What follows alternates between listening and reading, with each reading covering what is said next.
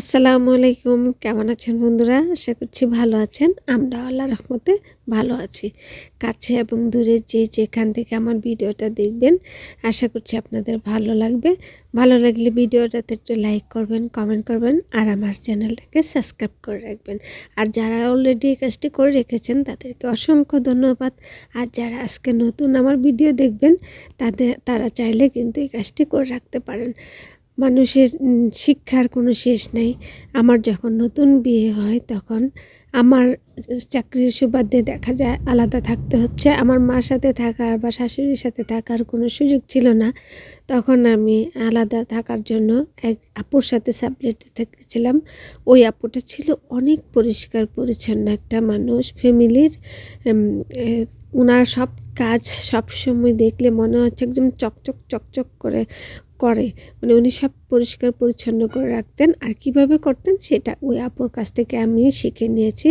আর যতদিন ওই আপুটার সাথে ছিলাম সেই আপুটার কাছ থেকে আমি অনেক কিছুই শিখে নিয়েছি পরিষ্কার পরিচ্ছন্নতাতে। আজকে আমি লক্ষ্য করতাম উনি বিছনা গুছানোর আগে ঘরটাকে ভালো করে ঝাড়ু টাড়ু দিয়ে তারপরে বিছনাটা গুছাতো। তো একদিন আমি জিজ্ঞাসা করলাম আপুকে, আপু তুমি আগে ঘর ঝাড়ু দিলা ভালো করে, তারপর বিছনা গুছাচ্ছ যে? পরে আপুটা আমাকে বললো, আমাদের ফ্লোরে যে ময়লা থাকে সে ময়লার পরিমাণটা একটু বেশি থাকে, কিন্তু আমাদের ফার্নিচার কিংবা বেড সেখানে কিন্তু এত ময়লা থাকে না। তবে আমি যদি আগে বেড এবং ফার্নিচারগুলো মুছে ফেলি তাহলে দেখা যাবে ঘরটা যখন আবার ঝাড়ু দিব তখন আমি সমস্ত ধুলাবালুগুলো আবার বিছনায় বা ফার্নিচারে যায় উঠবে। সেই জন্যই আমি আগে ঘরটাকে ভালো করে ঝাড়ু দিয়ে নিয়ে তারপরে ফার্নিচার মুছছি, তারপরে বেডটা গোছাই। পরে আমার চিন্তা আসলো সত্যি তো কথার মধ্যে যুক্তি আছে। তারপর আমি তখন থেকে আমি আপুর মতো কাজ করে নিজেকে করে শান্তি পাই, এরকম করে মনে হয়। যদিও আমরা ধুলাবালু এত দেখি না, তারপরও সেভাবে কাজ করে আমার কাছে মনে হয় তৃপ্তি লাগে মনের ভিতরে। তো যখন বিছনাটা এখনও গুছাই নেই, তারপরে আমি ঘরগুলো সবগুলো গুছিয়ে নিয়েছি। পুজগুলোও কিন্তু আমি বাইরে থেকে এনে রাখলাম। এখন জায়গায় রেখে দিলাম।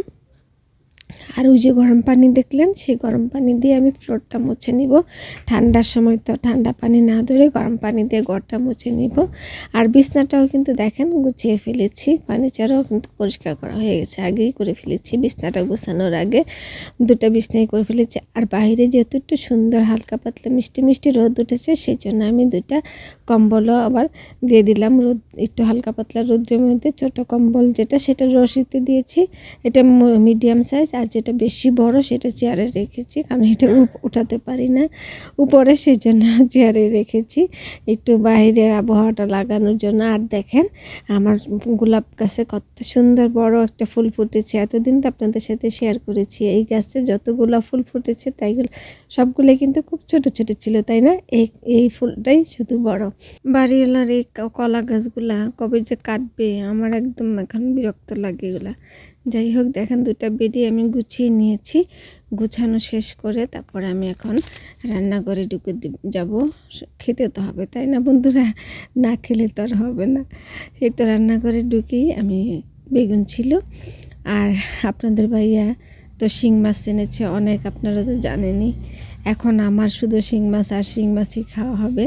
তো গতকালকে কিন্তু আমি শিং মাছ বোনা করেছি, সেটাও দেখেছি। এখন আমি শিং মাছ রান্না করব বেগুন দিয়ে, সেটাও এখন দেখাচ্ছে। আপনারা কিন্তু আমার শিং মাছের তরকারি দেখতে দেখতে দেখবেন অরুচি এসে পড়বে আপনাদের শিং মাছের প্রতি। কিন্তু আমরা খাইতে খেতে আমাদের কোনো অরুচি আসবে না, কিন্তু বাচ্চারা শিং মাছ অনেক পছন্দ করে। আমারও যদিও একদিন দুদিন খাইলে আর বেশি ভালো লাগে না, তবে বাচ্চারা শিং মাছটা অনেক পছন্দ করে। তো আজকে আমি শিং মাছটা রান্না করব বেগুন দিয়ে। অন্যান্য দিনের তুলনায় আজকের ভিডিওটা একটু বড় করেছি, কারণ একটু সব কিছু দেখাতে গেলে একটু বড় হয়ে যায়, এটা তো আপনারা সবাই জানেন। তারপর আবারও বলছি, ভিডিওটা সম্পূর্ণ দেখবেন। দেখার পর ভালো লাগা মন্দ লাগা দুটোই কমেন্ট করে আমাকে জানাবেন। আর সবসময় আপনারা আমাদের ভালোবাসা দিবেন। আমরা আপনাদেরকে ভালোবাসা দিব। ভালোবাসা এখানে কেউ একা একা ডেভেলপ করতে পারবে না। সবাই সবারকে লাগবে, সবাই সবারকে হেল্প করতে হবে। একা এক কারো সাহায্য ছাড়া কেউ বড় হতে পারবে না। তাই সবার ত্রুটিগুলো ক্ষমা দৃষ্টিতে দেখে, ভালোবাসার দৃষ্টিতে রেখে সবাইকে সাপোর্ট করা আমাদের, একসাথে চলতে হবে, এটাই প্রত্যাশা আমার। এটা দেখেন তরকারিটা কিন্তু প্রায় আমার হয়ে গেছে। বেগুনটা পানি দিইনি, সুন্দর করে মাছগুলো কষিয়ে উঠাই নিলাম। এখন বেগুনগুলোকে কিন্তু এখানে ভাপে দিয়ে একদম কষাই ফেললাম। আর এই যে প্লেটটা ধুয়ে সামান্য একটুখানি পানি দিব, একটু পানি না দিলেও চলতো। তারপর প্লেটের যে মশলাগুলো আছে সেগুলোকে আর ফেলে দিলাম না, তার লাগিয়ে দিলাম তরকারিতেই। এই তো সুন্দর করে এখন নেড়ে চেড়ে একটু ডেকে দেবো। আবারও বলছি, যদি ভালো লাগে আমার ভিডিওটা তাহলে লাইক করবেন, কমেন্ট করবেন, আর মন্দ লাগার বিষয়টা কিন্তু জানাবেন। এতে আমি অনেক উপকৃত হব, আর আমরা সবাই সবার সাথে থাকব। এটাই হচ্ছে আমাদের মানে উদ্দেশ্য। তো সবাই ভালো থাকেন। আজ এই পর্যন্তই। সবাই আমার জন্য দোয়া করবেন, আমরা আপনাদের জন্য দোয়া করব। এই তো তরকারিটা কিন্তু প্রায় শেষের দিকেই। দেখেন তরকারিটা ঝাঁকুনি দিচ্ছি, কারণ আজকে ভিডিওটা সম্পূর্ণ আমার মোবাইলটা হাতে নিয়ে করেছি, সেই জন্য অনেক ভিডিওটা কাঁপাকাঁপি হয়েছে। প্লিজ আপনারা ক্ষমা দৃষ্টিতে দেখবেন। আর আমার কণ্ঠস্বর শুনে তো বুঝতে পেরেছেন যে আমার ঠান্ডার ছিল, সেটাও একটু ক্ষমার দৃষ্টিতে দেখবেন। দেখেন তরকারিটা কিন্তু প্রায় হয়ে গেছে। এই তো এভাবেই রান্নাটা কমপ্লিট করে নেব। তো আজ এই পর্যন্তই। আসসালামু আলাইকুম, বাই বাই।